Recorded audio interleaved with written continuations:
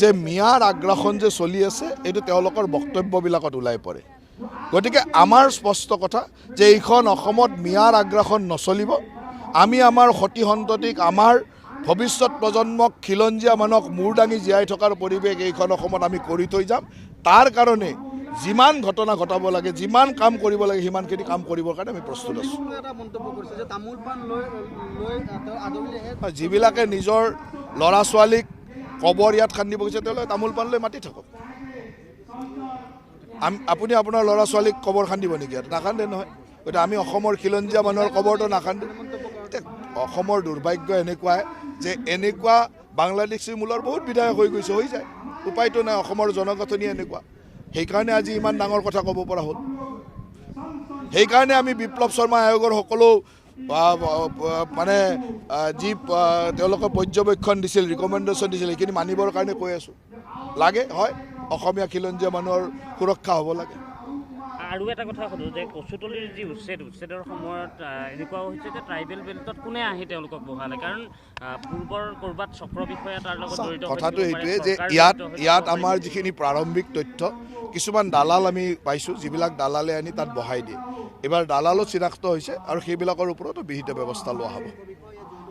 যোনে জড়িত থাকে তাৰ ওপৰতে ব্যৱস্থা হ'ব। যি কোনোবা যদি বিষয়ও জড়িত আছে তাৰ ওপৰতো ব্যৱস্থা হ'ব। ইয়াত কোনো কম্প্ৰমাইজ নহয়।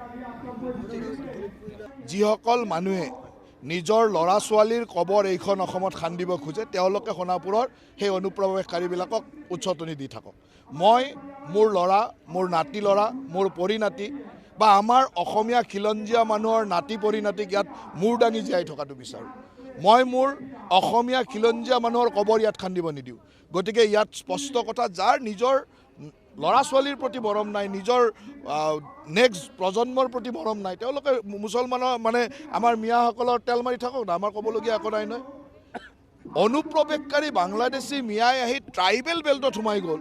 যি ট্ৰাইবেল বেল্ট গোপীনাথ বৰদলৈ বনাইছিল এইকাৰণে যে আমাৰ খিলঞ্জীয়া মানুহসকলক সুৰক্ষা দিয়াৰ কাৰণে।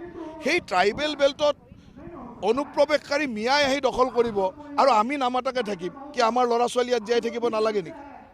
আমাৰ সতি সন্ততি ইয়াত জীয়াই থাকিবলৈ, অসমীয়া আপোনালোকৰ সতি সন্ততি অসমীয়া ল'ৰা ছোৱালী ইয়াত কি মূৰ দাঙি থাকিব নোৱাৰে নেকি? কাশ্মীৰৰ দৰে কি আমাৰ ল'ৰা ছোৱালীক আমি ইয়াৰ পৰা পলাই যাব দিম নেকি?